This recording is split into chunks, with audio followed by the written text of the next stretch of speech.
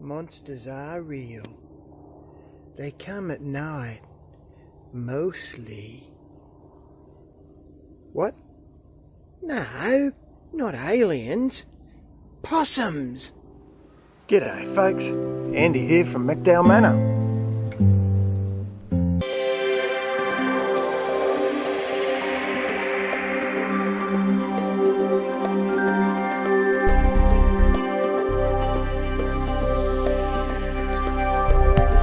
So normally I only use this shade cloth in the middle of summer to try and keep the worst of the sun from frying the life out of whatever I'm growing at the time.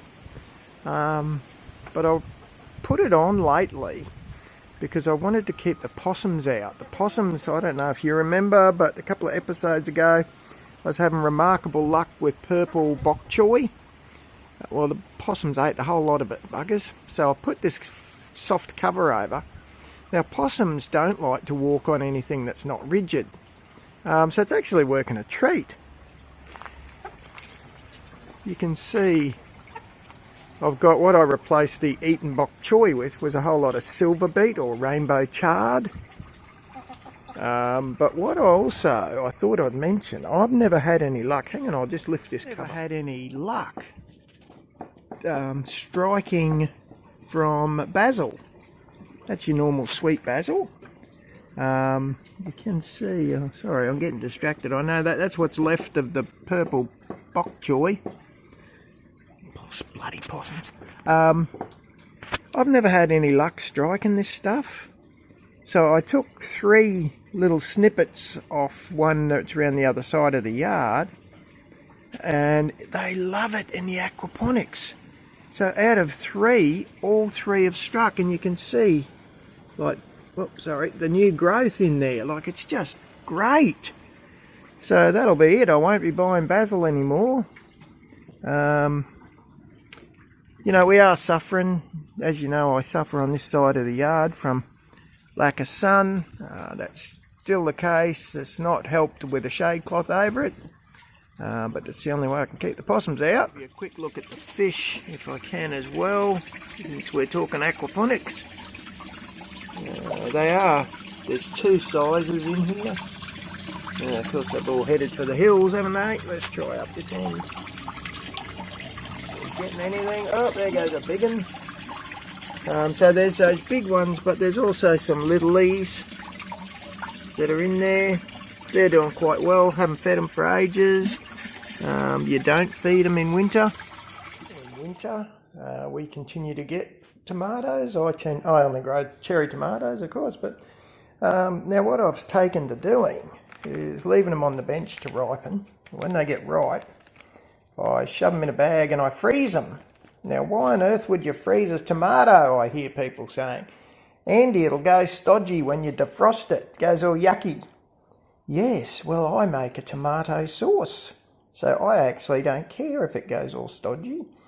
And Uncle Marky from Eaton's Hill was so impressed with the smell of my tomato sauce the other day. I'll do a video separately on how I make it. Might take me a little while because it's going to take me a while to get enough cherry tomatoes, but anyway. Saving some seeds from some other cherry tomatoes that we had. The other day I was helping a lady I know clean up a yard, and we got this bin. Now in the bin, she said there's a colony of insects taking up residence. Well, it turns out it's a colony of native bees. I haven't actually tried to take it out of the bin yet because it's very young and very fragile colony. I'm not even sure if there's a queen in there, so I'll give you a look at it.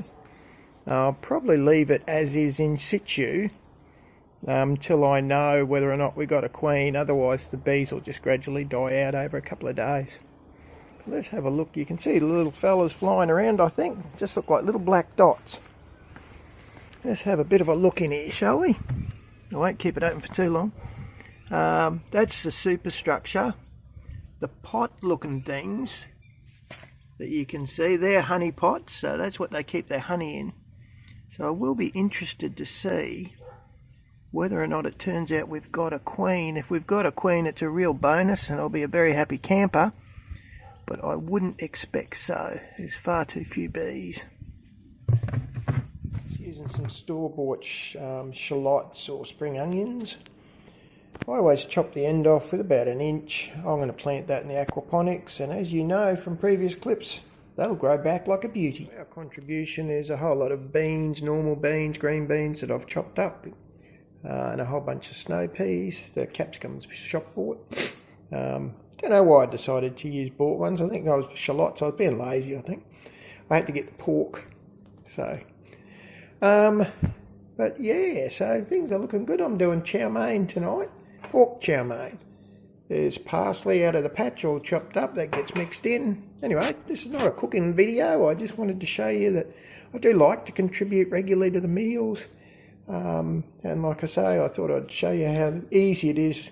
Those ends just went straight in the aquaponics bed. It'll be, in 2 days' time, it'll be over 1 inch long.